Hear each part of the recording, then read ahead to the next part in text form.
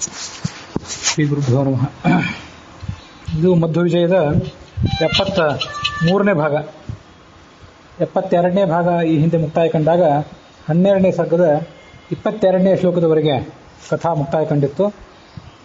ಮಧ್ವರ ವಿರೋಧಿಗಳು ಮಧ್ವರ ಏಳಿಗೆಯನ್ನು ಸಹಿಸದೆ ಮುಂದೇನು ಮಾಡಬೇಕು ನಮ್ಮ ಉಳಿವಿಗಾಗಿ ಅಂತ ಆಲೋಚನೆ ಮಾಡಲಿಕ್ಕೆ ಪ್ರಾರಂಭ ಮಾಡಿದರು.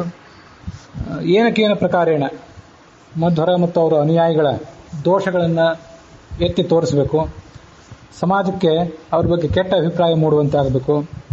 ನಾನಾ ಥರದ ವಾಮಾಚಾರಗಳ ಪ್ರಯೋಗಗಳ ಮೂಲಕವಾದರೂ ಆ ಮಧ್ವರಿಗೆ ತೊಂದರೆ ಕೊಡಬೇಕು, ಅವರ ಮುನ್ನಡೆಯನ್ನು ತಡೆಗಟ್ಟಬೇಕು. ಹೀಗೆ ಅವರು ಆಲೋಚನೆ ಮಾಡಿದರು. ನಮ್ಮ ವೇದಾಂತ ಏನಿದೆ ಬಹಳ ಪ್ರಾಚೀನ ಕಾಲದಿಂದ ಬಂದಂಥ ವೇದಾಂತ ಇದು.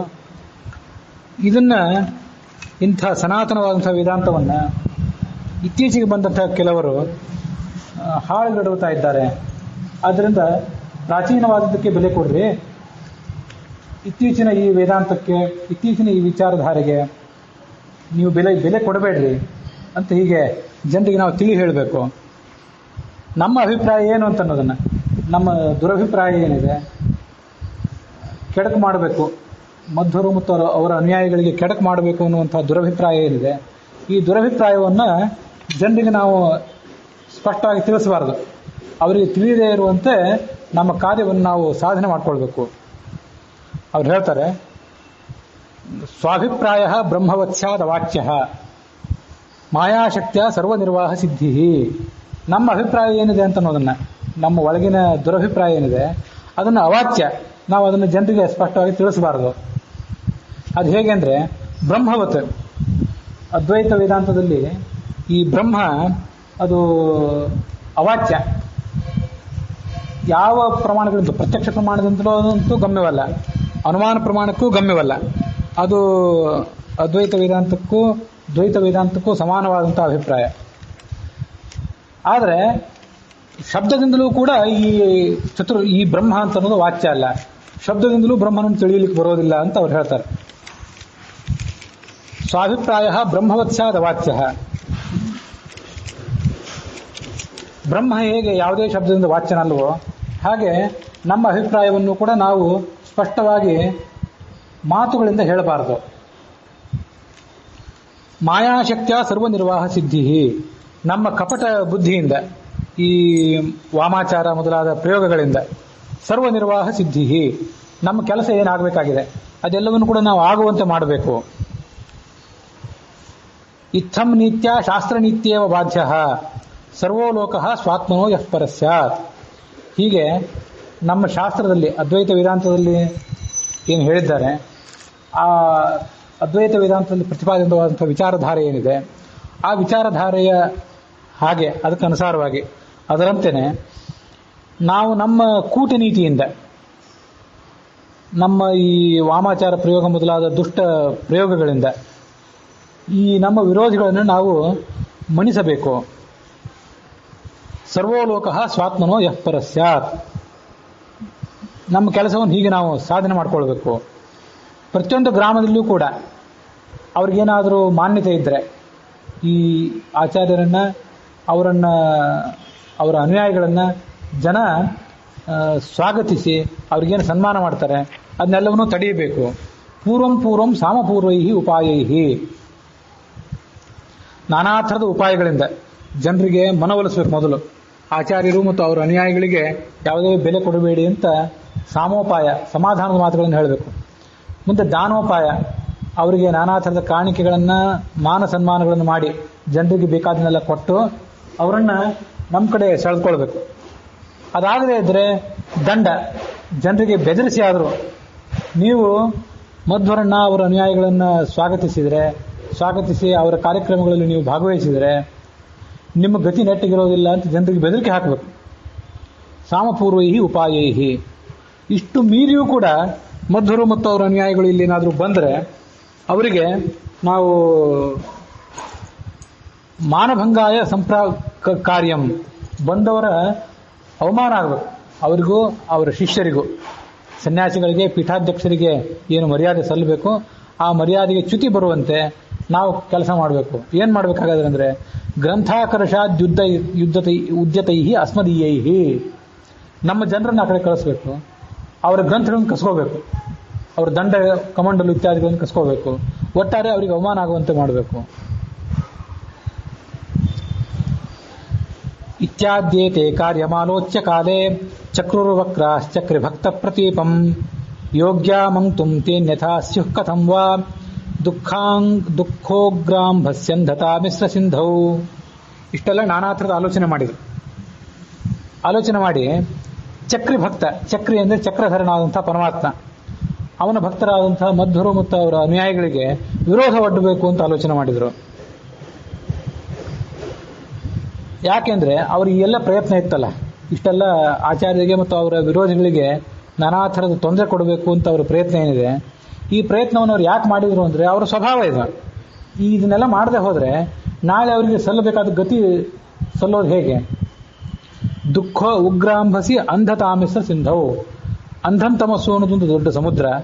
ಆ ಸಮುದ್ರದಲ್ಲಿ ನೀರು ಯಾವುದು ಅಂದ್ರೆ ದುಃಖ ಅನ್ನೋದೇ ಒಂದು ಭಯಂಕರವಾದ ನೀರು, ಕೊನೆಯಿಲ್ಲದ ದುಃಖ. ಆ ದುಃಖ ಅನ್ನೋ ನೀರು ಉಳ್ಳಂಥ ಅಂಧನ್ ತಮಸ್ಸು ಅನ್ನೋ ಸಮುದ್ರ, ಆ ಸಮುದ್ರದಲ್ಲಿ ಮುಳುಗಬೇಕಲ್ಲ ನಾಳೆ, ಅದು ಕೊನೆಯ ಗತಿ ಇವರಿಗೆ.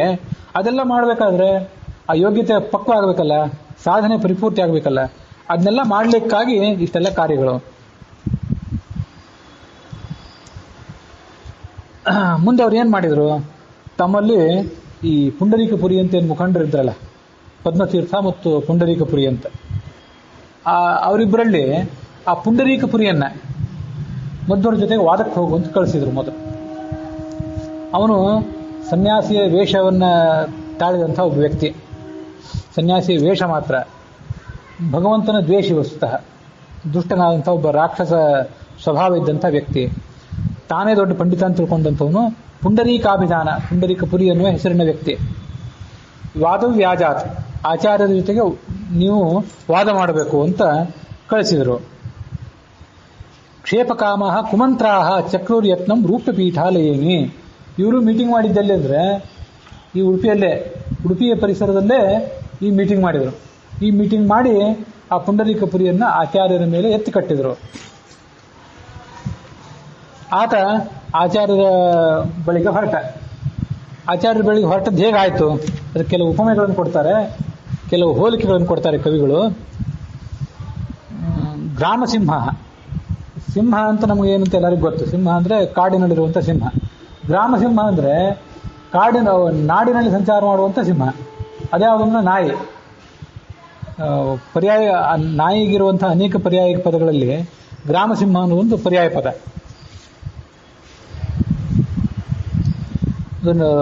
ಒಂದು ನಾಯಿ ಈ ಸಿಂಹವನ್ನ ಎದುರಿಸಲಿಕ್ಕೆ ಹೊರಟಂತೆ. ಮತ್ತು ನಾಯಿ ಎಂಥದ್ದು ಅಂದ್ರೆ ಅಶುಚಿಚ್ಛುಹು, ಅಶುಚಿಯಾದಂತಹ ಪದಾರ್ಥಗಳನ್ನೇ ಅಪೇಕ್ಷೆ ಪಡುವಂಥದ್ದು ಯಾವತ್ತು. ಇಲ್ಲಿ ಕೆಲವು ಕಡೆ ಅಶುಚಿ ಇಚ್ಛು ಅಂತ ಪಾಠ ಇದೆ, ಇನ್ನು ಕೆಲವು ಕಡೆ ಅಶುಚಿ ಇಚ್ಛಾ ಅಂತಿದೆ. ಅರ್ಥ ಎರಡಕ್ಕೂ ಒಂದೇ. ಹೂ ಇದ್ರು, ಇಚ್ಛು ಅಂತಿದ್ರು, ಇಚ್ಛಾ ಅಂತಿದ್ರು, ಅರ್ಥ ಒಂದೇ. ಈ ನಾಯಿಗೆ ಯಾವತ್ತೂ ಕೂಡ ಎಂಜಲಾದಂತಹ ಹಳಸಿದಂಥ ಪದಾರ್ಥಗಳೇ ಇಷ್ಟ. ಸಿಂಹ ಮತ್ತು ನಾಯಿ ಎರಡು ಕೂಡ ಮಾಂಸಾಹಾರಿಗಳೇ ಆದರೂ ಕೂಡ ಸಿಂಹ ಬೇರೊಬ್ಬರು ತಿಂದು ಉಳಿಸಿದಂತಹ ಪದಾರ್ಥವನ್ನ, ಉಚ್ಚಿಷ್ಟ ಪದಾರ್ಥವನ್ನೆಂದು ಸ್ವೀಕಾರ ಮಾಡೋದಿಲ್ಲ. ಅದಕ್ಕೊಂದು ಘನತೆ, ಗಾಂಭೀರ್ಯ ಇರ್ತದೆ ಅದರ ಜೀವನದ ರೀತಿಯಲ್ಲಿ. ಆದರೆ ನಾಯಿ ಹಾಗಲ್ಲ, ಅವರಿವರು ಬಳಸಿ ಬಿಸಾಕಿದ ವಸ್ತುಗಳನ್ನೇ ಸ್ವೀಕಾರ ಮಾಡುವಂಥದ್ದು, ಅಶುಚಿಯಾದ ಪದಾರ್ಥಗಳನ್ನೇ ಬಯಕೆ ಮಾಡುವಂಥದ್ದು. ಹೀಗೆ ನಾಯಿಯೊಂದು ಸಿಂಹವನ್ನು ಎದುರಿಸಲಿಕ್ಕೆ ಬಂದಂತೆ ಆಯಿತು. ಕಾಗೆ ಹಂಸವನ್ನು ಎದುರಿಸಲಿಕ್ಕೆ ಬಂದಂತೆ ಆಯಿತು. ಆ ಹಂಸವನ್ನು ಕಾಗೆ ಎದುರಿಸಲಿಕ್ಕೆ ಬಂದದ್ದು ಅನ್ನೋದಕ್ಕೆ ಆ ಕಾಗೆಗೆ ಒಂದು ವಿಶೇಷಣ ಕೊಡ್ತಾರೆ ಇಲ್ಲಿ. ಆ ವಿಶೇಷಣ ಕೊಟ್ಟದ್ದು ಬಹಳ ಅರ್ಥಪೂರ್ಣ. ಯಾಕೆಂದ್ರೆ ಏಕದೃಷ್ಟಿ ಅಂತ. ಕಾಗೆಗೆ ಕಣ್ಣು ಒಂದೇ. ಈ ಪುಂಡರೀಕಪುರಿ ಏಕದೃಷ್ಟಿ ಅಂದ್ರೆ ಐಕ್ಯ ದೃಷ್ಟಿ ಅಂತ ಅರ್ಥ. ಐಕ್ಯದ ಕಡೆಗೆ, ಐಕ್ಯ ಪ್ರತಿಪಾದನೆ ಕಡೆಗೆ ಗಮನ ಇದ್ದವನು ಅಂತ ಅರ್ಥ. ಯದ್ವನ್ ಮಾಯಿ ಭೂರಿಮಾಯ ತರಕ್ಷುಂ. ಭೂರಿಮಾಯು ಅಂತ ಕೆಲವು ಕಡೆ ಪಾಠ ಇದೆ, ಭೂರಿಮಾಯ ಅಂತ ಇನ್ನೊಂದು ಕಡೆ ಇದೆ. ಅದಕ್ಕೂ ಅರ್ಥ ಒಂದೇ. ಒಂದು ನರಿ ಹುಲಿಯನ್ನ ಎದುರಿಸಲಿಕ್ಕೆ ಹೋದಂತೆ. ಆ ನರಿ ಎಂಥದ್ದು ಅಂತಂದ್ರೆ ಮಾಯಿ, ಕಪಟಿಯಾದಂಥ ನಾಯಿ, ಕಪಟಿಯಾದಂಥ ನರಿ. ವಸ್ತುತಃ ನರಿ ಬಹಳ ಚಾಣಾಕ್ಷ ಸ್ವಭಾವದಾದ್ರಿಂದ ಅದನ್ನ ಮಾಯಾವಿ ಅಂತ ಕರೀತಾರೆ. ಇಲ್ಲಿ ಮಾಯಾವಿ ಅನ್ನೋ ಶಬ್ದನೂ ಕೂಡ ನರಿಗೂ ಮತ್ತು ಪುಂಡರೀಕಪುರಿಗೂ ಇಬ್ಬರಿಗೂ ಹೊಂದಾಣಿಕೆ ಆಗುವಂಥದ್ದು. ಈ ನರಿ ದುರ್ಬುದ್ಧಿ ಉಳ್ಳದ್ದು, ಕಪಟತನ ಉಳ್ಳದ್ದು. ಆ ಪುಂಡರೀಕಪುರಿ ಮಾಯಾವಾದವನ್ನು ಅವಲಂಬಿಸಿದವನು, ಹೀಗೆ ಅರ್ಥ ಅದಕ್ಕೆ. ತದ್ವದ್ ವಿದ್ವದ್ವರ್ಯ ಮಾಫಾಸ್ತ ಮೂಢ. ಅದರಂತೆ ಈ ಮೂರು ಹೋಲಿಕೆಗಳು ಹೇಗೋ, ಈ ಮೂರು ಪ್ರಾಣಿಗಳು ಹೇಗೋ, ಹಾಗೆ ಈ ಪುಂಡರೀಕಪುರಿ ಆಚಾರ್ಯರನ್ನು ವಾದಕ್ಕೆ ಕರೆದ. ಇಂಥ ಕಡೆ ವಾದಕ್ಕೆ ನಾನು ಬರೋನಿದ್ದೇನೆ, ನೀವು ಬನ್ನಿರಿ ಅಂತ ಹೇಳಿದ, ಅಥವಾ ನೀವಿದ್ದಲ್ಲೇ ನಾನು ಬರ್ತೀನಿ ಅಂತ ಹೇಳಿದ. ಅಂತೂ ವಾದಕ್ಕಾಗಿ ಒಂದು ಆಹ್ವಾನ ಕೊಟ್ಟ. ಆಹ್ವಾನ ಕೊಟ್ಟದ್ದು ಹೀಗಾಗಿತ್ತು: ನಾಯಿ ಸಿಂಹವನ್ನು ಎದುರಿಸಿ ಹೋದಂತೆ, ಕಾಗೆ ಹಂಸವನ್ನು ಎದುರಿಸಿ ಹೋದಂತೆ, ಹಾಗೆ ಒಂದು ನರಿ ಹುಲಿಯನ್ನು ಎದುರಿಸಿ ಹೋದಂತೆ ಆಗಿತ್ತು. ಈತ ಕ್ಷುದ್ರ ಅಂತ ಹೇಳಿ ಆಚಾರ್ಯರು ಅವನನ್ನು ತಿರಸ್ಕಾರ ಏನು ಮಾಡಲಿಲ್ಲ, ಆತನನ್ನು ಸ್ವಾಗತನೇ ಮಾಡಿದರಂತೆ. ಅಪ್ಯಲ್ಪೋಸೋ ನಪ್ಯುಪೇಕ್ಷಾಂಬ ಭೂವೇ. ವಸ್ತುತಃ ಈತ ಅಲ್ಪನೇ, ಆದರೆ ಅವನನ್ನು ಆಚಾರ್ಯರು ಉಪೇಕ್ಷೆ ಮಾಡಲಿಲ್ಲ, ತಿರಸ್ಕಾರ ಮಾಡಲಿಲ್ಲ. ಇವನ ಜೊತೆ ಏನು ವಾದ ಅಂತ ಮಾಡಲಿಲ್ಲ. ಅವರು ಬರೋದಾರು ಬರಲಿ ಅಂತ ಹೇಳಿದರು. ಲೋಲಾತ್ಮೇವ ಅದಕ್ಷ ಪಕ್ಷ ಪತಂಗ. ದೃಷ್ಟಾಂತ ಏನಂತಂದ್ರೆ, ಒಂದು ಪತಂಗ ಕೀಟ ಬೆಂಕಿ ಮೇಲೆ ದಾಳಿ ಮಾಡ್ಲಿಕ್ಕೆ ಹೋಗ್ತದೆ. ಆ ಪತಂಗದ ಸ್ವಭಾವನು ಬಹಳ ಚಂಚಲ ಸ್ವಭಾವ. ಅದಕ್ಷ ಪಕ್ಷ, ಅದರ ಪಕ್ಷ ಅಂತಂದ್ರೆ ರೆಕ್ಕೆಗಳು. ಕೀಟದ ರೆಕ್ಕೆಗಳು ಅಷ್ಟೇನು ಬಲಿಷ್ಠ ಇರೋದಿಲ್ಲ. ಬೇಕಾದಲ್ಲಿ ಹಾರಿ ಏನು ಬೇಕಾದನ್ನು ತಪ್ಪಿಸಿಕೊಳ್ಳುವಷ್ಟು ಶಕ್ತಿ ಆ ರೆಕ್ಕೆಗಳಿಗಿರೋದಿಲ್ಲ.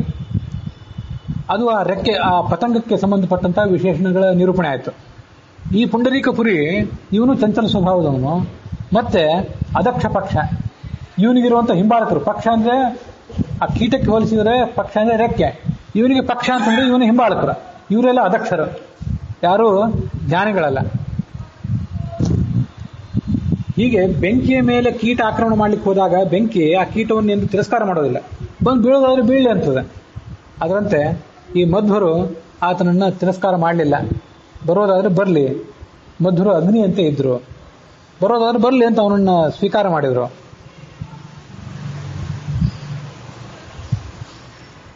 ಮಾನೈರ್ಮಾನ್ಯೈರ್ಭಾಸಮಾನೋ ಸಮಾನೈಃ ಆಕ್ಷಿಪ್ಯೇನಂ ಸ್ವಮತಂ ಸಾಧಯಿತ್ವಾ ಪ್ರೀತ್ಯೈ ವಿಷ್ಣೋರುತ್ತಮ ಪ್ರೀತಿ ತೀರ್ಥೋ ವೇದವ್ಯಾಖ್ಯಾಂ ವೇದವೇದೀಚಕಾರ. ಅವನ ಮುಂದೆ ವೇದ ವ್ಯಾಖ್ಯಾನ ಮಾಡಲಿಕ್ಕೆ ಪ್ರಾರಂಭ ಮಾಡಿದರು ಆಚಾರ್ಯರು ಅಂತ ಹೇಳ್ತಾರೆ. ಆ ವೇದ ವ್ಯಾಖ್ಯಾನ ಎಲ್ಲ ಮಾಡೋದಕ್ಕಿಂತ ಮೊದಲು ತಮ್ಮ ಸಿದ್ಧಾಂತವನ್ನೆಲ್ಲ ಅವನ ಎದುರಿಗೆ ಪ್ರತಿಪಾದನೆ ಮಾಡಿ ಆತನನ್ನು ನಿರಾಕರಣೆ ಮಾಡಿದರು. ನಿರಾಕರಣೆ ಎಲ್ಲ ಮಾಡಿ ಮುಗಿದ ಬಳಿಕ ಆತನನ್ನು ಖಂಡನೆ ಮಾಡಿದರು ಅಂತ ಇಲ್ಲಿ ವರ್ಣನೆ ಇದೆ. ಮಾನೈಹಿ ಅಂದ್ರೆ ಮಾನಗಳು ಅಂದ್ರೆ ಪ್ರಮಾಣಗಳು. ಮಾನ್ಯೈಹಿ ಮಾನೈಹಿ ಅತ್ಯಂತ ಬಲಿಷ್ಠವಾದಂತಹ ಪ್ರಮಾಣಗಳು. ಅಸಮಾನೈಹಿ ಅಸದೃಶವಾದ ಪ್ರಮಾಣಗಳು, ಆಚಾರ್ಯರು ಕೊಟ್ಟ ವೈದಿಕ ಪ್ರಮಾಣಗಳು ಮತ್ತೆ ಉಪನಿಷತ್ತಿನ ಪುರಾಣಗಳ ಪ್ರಮಾಣಗಳು, ಹಾಗೆ ಕೊಟ್ಟಂತ ಯುಕ್ತಿಗಳು ಅಸದೃಶವಾದ ಯುಕ್ತಿಗಳು, ಯಾರು ಅದನ್ನು ನಿರಾಕರಣೆ ಮಾಡೋದು ಸಾಧ್ಯವಿಲ್ಲ. ಇಂಥ ಪ್ರಮಾಣಗಳ ಮೂಲಕ ಆತನನ್ನು ಖಂಡನೆ ಮಾಡಿದರು, ಮತ್ತೆ ತಮ್ಮ ಮತವನ್ನು ಸಾಧನೆ ಮಾಡಿದರು. ಮುಂದೆ ಹೋಯ್ತಲ್ಲ, ಸಭಾ ಮುಕ್ತಾಯ ಆಗಿಬಿಡ್ತು. ಆದರೆ ಸಭಾದಲ್ಲಿ ಅನೇಕ ಜನ ವಿದ್ವಾಂಸರಾದವರು ಕೂಡ ಕೂತಿದ್ರು. ಆ ವಿದ್ವಾಂಸರ ಪ್ರೀತಿಗಾಗಿ ಮತ್ತು ಎಲ್ಲರ ಅಂತರ್ಯಾಮಿಯಾಗಿರ್ತಕ್ಕಂಥ ಭಗವಂತನ ಪ್ರೀತಿಗಾಗಿ ವೇದ ವ್ಯಾಖ್ಯಾನ ಪ್ರಾರಂಭ ಮಾಡಿದರು. ಯಾವುದೋ ಒಂದು ವೇದ ವಾಕ್ಯವನ್ನು ತಗೊಂಡು ಅದನ್ನು ಸ್ಪಷ್ಟವಾದ ರೀತಿಯಲ್ಲಿ ಉಚ್ಚಾರ ಮಾಡಿ ಮುಂದೆ ಅದಕ್ಕೆ ಅರ್ಥವನ್ನು ಕೂಡ ಅವರು ಹೇಳಲಿಕ್ಕೆ ಪ್ರಾರಂಭ ಮಾಡಿದರು.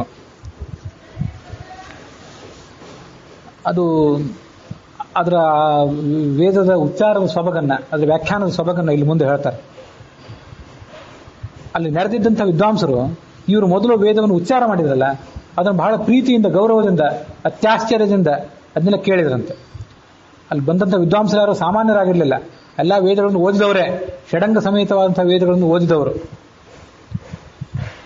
ಆಮ್ನಾಯಂವೇ ಪೇಠುರ್ ಆಮ್ನಾಯ ಪೂರ್ವಂ, ಅದನ್ನು ಅನೇಕ ಬಾರಿ ಅದರ ಸ್ವರ, ವರ್ಣ, ಘನಪಾಠ, ಜಟಾಪಾಠ ಇತ್ಯಾದಿಗಳ ಸಮೇತವಾಗಿ ಅದನ್ನು ಅನೇಕ ಬಾರಿ ಚೆನ್ನಾಗಿ ಅಭ್ಯಾಸ ಮಾಡಿದ್ರು. ಅವರು ಕುತೂಹಲದಿಂದ, ಅಂಥ ಬ್ರಾಹ್ಮಣರು ಕುತೂಹಲದಿಂದ ಪರ್ಯಾಸೀನ ಹಾಲಿ ಕೂತಿದ್ರು. ಆಚಾರ್ಯವರ್ಯಂ ಪ್ರೇಕ್ಷಂ, ಆ ಆಚಾರ್ಯವರ್ಯರಾದಂಥ ಮಧ್ವರನ್ನ ಕುತೂಹಲದಿಂದ ನೋಡಿದರು. ದೊಡ್ಡ ಸಂಖ್ಯೆಯಲ್ಲಿ ಆ ಬ್ರಾಹ್ಮಣರಿದ್ರು. ಇಲ್ಲಿ ಆಮ್ನಾಯ ಅಂತ ಶಬ್ದ ಬಂತಲ್ಲ, ವೇದಕ್ಕೆ ವೇದ ಅಂತ ಒಂದು ಶಬ್ದ, ಶ್ರುತಿ ಅಂತ ಒಂದು ಶಬ್ದ, ಆಮ್ನಾಯ ಅಂತ ಒಂದು ಶಬ್ದ, ಇಷ್ಟು ಪ್ರಖ್ಯಾತವಾದ ಶಬ್ದಗಳು. ಇದೇ ಆಮ್ನಾಯ ಶಬ್ದನೇ ದಕ್ಷಿಣಾಮನಾಯ ಶೃಂಗೇರಿ ಪೀಠ ಅಂತ ಈಗೆಲ್ಲ ಹೇಳ್ತಾರಲ್ಲ, ಆ ಅಮನಾಯ ಶಬ್ದನೇ ಮುಂದೆ ಬಳಕೆಗೆ ಬಂತು. ಈ ನಮಗೆ ವೇದ ಶ್ರುತಿ ಇವೆರಡು ಶಬ್ದಗಳು ಹೆಚ್ಚು ಬಳಕೆಯಲ್ಲಿವೆ. ಈ ಋಗಾದಿ ವೇದಗಳನ್ನು ಅದರ ಕುರಿತಾಗಿ ಹೇಳಲಿಕ್ಕೆ. ಆಮ್ನಾಯ ಅನ್ನೋ ಶಬ್ದ ಅಷ್ಟು ಬಳಕೆಯಲ್ಲಿಲ್ಲ. ಸಂದರ್ಭ ಬಂತಾದ್ರಿಂದ ಆ ಆಮನಾಯ, ವೇದ, ಶ್ರುತಿ ಅವುಗಳಿಗೆ ಏನು ಅರ್ಥ ಅಂತ ಕೂಡ ತತ್ವನಿರ್ಣಯದಲ್ಲಿ ಆಚಾರ್ಯರು ಅದನ್ನು ವರ್ಣನೆ ಮಾಡ್ತಾರೆ. ಅದನ್ನು ಹೇಳಿ ಈ ಮುಂದಿನ ವಿಷಯವನ್ನು ಹೇಳ್ತೇನೆ. ವೇದಾಸ್ತೆ ನಿತ್ಯವಿನ್ನತ್ವಾತ್ ಶ್ರುತಯಶ್ಚಾಖಿಲೈ ಶ್ರುತೇ ಆಮ್ನಾಯೋನನ್ಯಥಾ ಪಾಠಾತ್ ಅಂತ ಆಚಾರ್ಯರು ತತ್ವನಿರ್ಣಯದಲ್ಲಿ, ವಿಷ್ಣು ತತ್ವನಿರ್ಣಯದಲ್ಲಿ ಒಂದು ಶ್ಲೋಕ ಉದಾಹರಣೆ ಕೊಡ್ತಾರೆ. ಯಾವ ಪುರಾಣದಂತೂ ನನಗೂ ಏನು ನೆನಪಿಲ್ಲ. ವರಾಹ ಪುರಾಣ ಮತ್ತು ಕೆಲವು ಪುರಾಣಗಳನ್ನು ಆಚಾರ್ಯರು ಅಲ್ಲಿ ಉದಾಹರಣೆ ಕೊಡ್ತಾರೆ. ವೇದಾಸ್ತೆ ನಿತ್ಯವಿನ್ನತ್ವಾತ್, ವೇದಕ್ಕೆ ವೇದ ಅಂತ ಕರೀತಾರೆ. ವೇದ ಅಂತಂದರೆ ಇದು ಈ ಶಬ್ದ ಯಾವುದರಿಂದ ಹುಟ್ಟಿದ್ದು ಅಂದರೆ ವಿದು ಅನ್ನೋ ಮೂಲ ಕ್ರಿಯಾಪದ. ಆ ವಿದು ಅನ್ನೋ ಕ್ರಿಯಾಪದದಿಂದ ಹುಟ್ಟಿದಂಥ ವೇದ ಅನ್ನೋ ಶಬ್ದ ಇದು. ಆ ವಿದು ಅನ್ನೋ ಕ್ರಿಯಾಪದಕ್ಕೆ ತಿಳುವಳಿಕೆ, ಲಾಭ ಇವೆರಡೂ ಅರ್ಥನೂ ಇದೆ. ಈ ವೇದ ಅನ್ನೋದು ಕೂಡ ಆ ವಿದು ಅನ್ನೋ ಕ್ರಿಯಾಪದದಿಂದ ಹುಟ್ಟಿದ್ದು. ಇದು ಯಾಕೆ ಅಂತಂದರೆ ನಿತ್ಯ ಭಿನ್ನತ್ವಾತ್, ಪ್ರತಿಯೊಬ್ಬರೂ ಕೂಡ ಅನಾದಿ ಕಾಲದಿಂದ ಇವತ್ತಿನವರೆಗೂ ಪ್ರತಿಯೊಬ್ಬರೂ ಕೂಡ ಮುಂದೂ ಕೂಡ ಇದನ್ನು ತಿಳಿತಾನೆ ಬಂದಿದ್ದಾರೆ ಹೊರತು ಯಾರೂ ರಚನೆ ಮಾಡ್ತಾ ಬಂದಿಲ್ಲ. ತಿಳಿದಿದ್ದಾರೆ.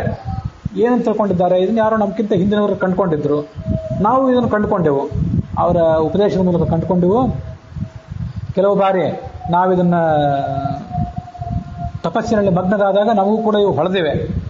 ಇವು ಹಿಂದೆ ಇದ್ದದ್ದೇ ನಮಗೆ ಇವತ್ತು ಹೊಳೆದಿವೆ ಹೊರತು ಹೊಸದಾಗಿ ನಾವಿದನ್ನು ರಚನೆ ಮಾಡಿಲ್ಲ ಅಂತ ಜನ ಎಲ್ಲ ಆ ವೇದಗಳನ್ನು ತಿಳ್ಕೊಂಡಿದ್ದಾರೆ ಮತ್ತು ಅದರ ಅರ್ಥವನ್ನು ಕೂಡ ತಿಳ್ಕೊಂಡಿದ್ದಾರೆ. ಆ ವೇದಗಳ ಅರ್ಥವನ್ನು. ವೇದಾಹ ತೇ ಅಂದರೆ ಅರ್ಗಾದಿ ವೇದಗಳಿಗೆ ವೇದಾಹ ಅಂತ ಯಾಕೆ ಕರೀತಾರೆ ಅಂದರೆ ನಿತ್ಯ ವಿನ್ನತ್ವಾತ್, ನಿತ್ಯ ಯಾವತ್ತೂ ಕೂಡ, ವಿನ್ನ ಅಂದರೆ ತಿಳಿಯಲ್ಪಟ್ಟದ್ದು. ಶ್ರುತಯಶ್ಚ ಅಖಿಲೈ ಶ್ರುತೇಹೇ, ಶ್ರುತಿ ಅಂತ ವೇದಕ್ಕೆ ಕರೀತಾರೆ. ಶ್ರುತಿ ಅಂತಂದರೆ ಇದು ಕೇಳಲ್ಪಟ್ಟದ್ದು, ಕೇಳುವಿಕೆ ಅಂತ ಅರ್ಥ ಶ್ರುತಿ ಅನ್ನೋ ಶಬ್ದಕ್ಕೆ.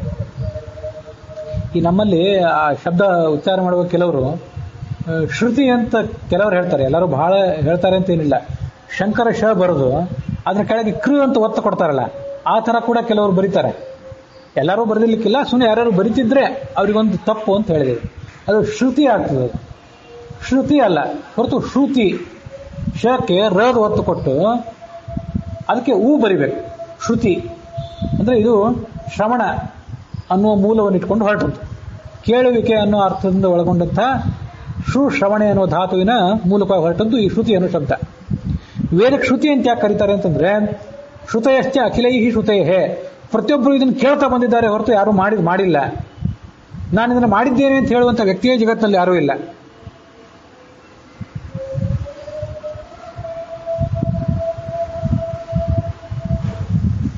ಜನ್ಮಾಂತರೇ ಶ್ರುತಾಸ್ತಾಸು ವಾಸುದೇವ ಪ್ರಸಾದತಃ ಮುನೀನಾಂ ಪ್ರತಿಭಾಸ್ಯಂತೆ ಭಾಗೇನೈವ ನ ಸರ್ವಶಃ ಅಂತ ಅದೇ ತತ್ವನಿರ್ಣಯದಲ್ಲಿ ಆ ವೇದಾಪೌರುಷೇತ್ವ ಸಮರ್ಥನೆ ಅಂತ ದೊಡ್ಡ ಪ್ರಕರಣ ಇದೆ.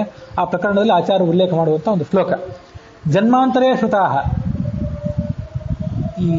ಈ ಜನ್ಮದಲ್ಲಿ ಒಬ್ಬ ಋಷಿಗೆ ಒಂದು ವೇದವಾಕ್ಯ ಹೊಳಿಬೇಕಾದ್ರೆ ಅದು ಸುಮ್ಮನೆ ಹೊಳೆದಿರೋದಿಲ್ಲ. ಹಿಂದಿನ ಜನ್ಮದಲ್ಲಿ, ಅದ್ರ ಹಿಂದಿನ ಜನ್ಮದಲ್ಲಿ ಯಾವತ್ತೋ ಆತ ಅನೇಕ ಹಿರಿಯ ಋಷಿಗಳ ಮೂಲಕ ಅದನ್ನು ಅಭ್ಯಾಸ ಮಾಡಿರ್ತಾನೆ. ಗುರುವಿನ ಉಪದೇಶವನ್ನು ಕೇಳಿ ಅರ್ಥಪೂರ್ವಕವಾಗಿ ಅದನ್ನು ಅಧ್ಯಯನ ಮಾಡಿರ್ತಾನೆ. ಅದನ್ನು ಮಾಡಿದ್ರೆ ಸಂಸ್ಕಾರ ಅವನಿಗೆ ಇರ್ತದೆ, ಉಳ್ಕೊಂಡಿರ್ತದೆ. ಅಂಥವನಿಗೆ ಇವತ್ತು ಈ ಜನ್ಮದಲ್ಲಿ ಯಾರೂ ಅದನ್ನು ಉಪದೇಶ ಮಾಡದೇ ಇದ್ರೂ ಕೂಡ ಆ ಇಡೀ ವೇದವಾಕ್ಯ ಸ್ವರ, ಉದಾತ್ತ ಅನುದಾತ್ತ ಸಮಾಹಾರ ಎಲ್ಲ ಸ್ವರಗಳ ಸಮೇತವಾಗಿ ಆ ವೇದವಾಕ್ಯವನ್ನು ಹೊಳಿತದೆ. ಅದರಿಂದಲೇ ಒಂದೊಂದು ವೇದವಾಕ್ಯಕ್ಕೆ ಅನೇಕ ಜನ ಋಷಿಗಳಿರೋದು ಸಾಧ್ಯ. ಒಂದು ವೇದವಾಕ್ಯಕ್ಕೆ ಒಬ್ಬನೇ ಋಷಿ ಅಂತಲ್ಲ, ಅನೇಕ ಜನ ಋಷಿಗಳಿರ್ತಾರೆ. ಆದರೆ ನಾವಿವತ್ತು ಋಗ್ವೇದ, ಯಜುರ್ವೇದ, ಸಾಮವೇದಗಳನ್ನು ಅಧ್ಯಯನ ಮಾಡುವಾಗ ಅಲ್ಲಿ ಆ ಋಷಿ ಛಂದಸ್ಸು, ದೇವತೆ ಅಂತ ಮೂರು ಹಾಕಿರ್ತಾರೆ. ಅದನ್ನು ನಾವು ಎಲ್ಲ ಋಷಿಗಳ ಬಗ್ಗೆನೂ ಕೂಡ ಅಲ್ಲಿ ಉಲ್ಲೇಖ ಇರ್ತದಂತಿಲ್ಲ. ಕೆಲವು ಋಷಿಗಳ ಬಗ್ಗೆ ಮಾತ್ರ ಅಲ್ಲಿ ಉಲ್ಲೇಖ ಇರ್ತದೆ.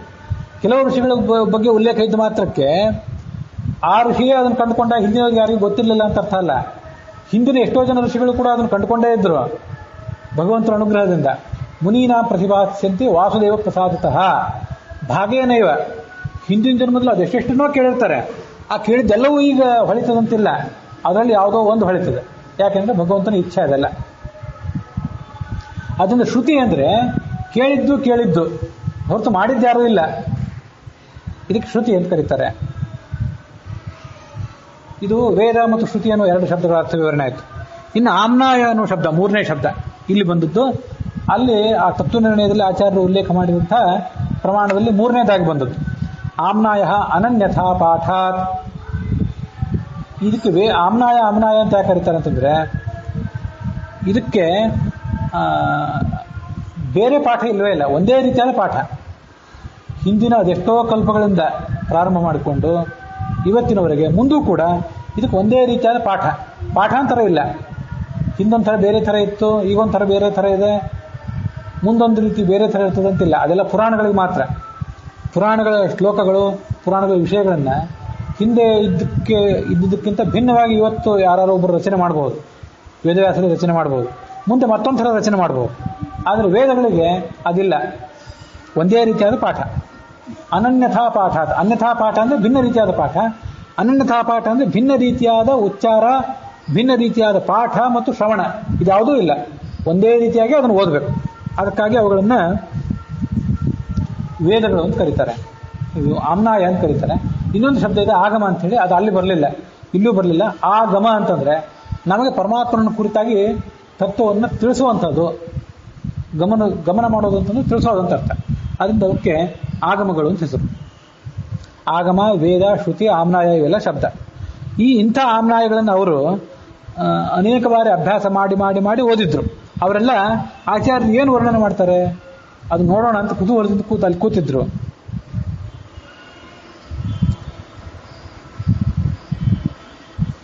ಉಕ್ತಾಂಗೇಭ್ಯ ಕಾದಿಕಾನ್ ವ್ಯಂಜಯಂತಂ ತತ್ತನ್ಮಾತ್ರ ವ್ಯಂಜನಾದೌ ಪ್ರವೀಣಂ ತಿಸ್ರೋವಸ್ಥಾಸ್ತದ್ಗುಣೈರ್ಭಾವಯಂತಂ ದೇವಾ ದೃಷ್ಟ್ವಾ ಹ್ಯಸ್ಮರನ್ ದೇವದೇವಂ. ಆಚಾರ್ಯರು ವೇದ ಉಚ್ಚಾರ ಮಾಡಿದಿಷ್ಟು ಅದ್ಭುತವಾಗಿತ್ತು. ಹೇಗೆಂದ್ರೆ ಉಕ್ತಾಂಗೇಭ್ಯ ಕಾದಿಕಾನ್ ವ್ಯಂಜಯಂತಂ, ಸ್ವರಗಳು, ವ್ಯಂಜನಗಳು, ಇವುಗಳೆಲ್ಲವನ್ನೂ ಕೂಡ ಯಾವ್ಯಾವ ಅಂಗದಿಂದ ಹೊರಡಿಸ್ಬೇಕೋ ಅದಕ್ಕೆ ಸರಿಯಾಗಿ ಅವರು ಆಚಾರ್ಯರು ಹೊರಡಿಸ್ತಿದ್ರು. ಅಷ್ಟು ಸ್ಪಷ್ಟವಾಗಿ ಅವರು ಉಚ್ಚಾರ ಮಾಡ್ತಾ ಇದ್ರು. ಮತ್ತು ಹ್ರಸ್ವ, ದೀರ್ಘ, ಶ್ರುತ ಇವುಗಳನ್ನು ಅತ್ಯಂತ ಸ್ಪಷ್ಟವಾಗಿ ಉಚ್ಚಾರ ಮಾಡೋದ್ರಲ್ಲಿ ಅವರು ನಿಷ್ಣಾತರಾಗಿದ್ರು. ತಿಸ್ರೋವಸ್ಥಾಸ್ತದ್ಗುಣೈರ್ಭಾವಯಂತಂ ದೇವಾ ದೃಷ್ಟ್ವಾ ಹ್ಯಸ್ಮರನ್ ದೇವದೇವಂ. ಆ ಮೂರು ಅವಸ್ಥೆಗಳನ್ನು ಅದನ್ನೆಲ್ಲವನ್ನು ಕೂಡ ಅವರು ಅತ್ಯಂತ ಉಚಿತವಾದ ರೀತಿಯಲ್ಲಿ ಉಚ್ಚಾರ ಮಾಡ್ತಾ ಇದ್ರು. ಇದನ್ನೆಲ್ಲ ನೋಡಿ ಆ ದೇವತೆಗಳಿಗೆ ಪರಮಾತ್ಮನ ನೆನಪಾಯ್ತಂತೆ. ಯಾಕಂದ್ರೆ ಆಚಾರ್ಯರು ವೇದಗಳನ್ನು ಉಚ್ಚಾರ ಮಾಡೋದನ್ನ ಮತ್ತು ಆ ವೇದಗಳನ್ನು ವ್ಯಾಖ್ಯಾನ ಮಾಡೋದನ್ನ ಅವರು ಕೂಡ ಅಲ್ಲಿ ಕೂತ್ಕೊಂಡು ಕೇಳ್ತಾ ಇದ್ರು. ಆ ದೇವತೆಗಳು ಕೂತ್ಕೊಂಡು ಕೇಳ್ತಿದ್ದವರು ಆಚಾರ್ಯರನ್ನು ನೋಡಿ ಪರಮಾತ್ಮನ ನೆನಪು ಮಾಡಿಕೊಂಡ್ರು. ಆಚಾರ್ಯರ ಈ ಲೀಲೆ ಅವರಿಗೆ ಪರಮಾತ್ಮನ ಲೀಲೆಗೆ ಸ್ಮಾರಕ ಆಯಿತು. ದೇವಾದೃಷ್ಟ ಹ್ಯಸ್ಮರನ್ ದೇವದೇವಂ, ಈ ಶ್ಲೋಕ ಏನಿದೆಯಲ್ಲ, ಈ ಶ್ಲೋಕ ಆಚಾರ್ಯರು ಮಾಡಿದಂಥ ಒಂದು 2-3 ಈ ಯುಕ್ತವಾದ ಅಂಗಾಂಗಗಳಿಂದ ಉಚ್ಚಾರ ಮಾಡೋದು ಮತ್ತು ಉದಾತ್ತಾದಿಗಳನ್ನು ಉಚ್ಚಾರ ಮಾಡೋದು, ಪರ, ಪಶ್ಯಂತಿ, ಮಧ್ಯಮ ಅನ್ನುವಂಥ 3 ಅವಸ್ಥೆಗಳನ್ನು ಉಚ್ಚಾರ ಮಾಡೋದು, ಇವೆಲ್ಲವೂ ಕೂಡ ಪರಮಾತ್ಮನಲ್ಲೂ ಕೂಡ ಕಂಡಿದೆ. ಪರಮಾತ್ಮನಲ್ಲಿ ಸ್ವಲ್ಪ ಬೇರೆ ರೀತಿಯಾಗಿ ಕಂಡಿದೆ. ಇದಕ್ಕೆ ಶ್ಲೇಷ ಅಂತ ಕರೀತಾರೆ. ಶಬ್ದ ಒಂದೇ, ಅರ್ಥ ಮಾತ್ರ ಬೇರೆ ಬೇರೆ.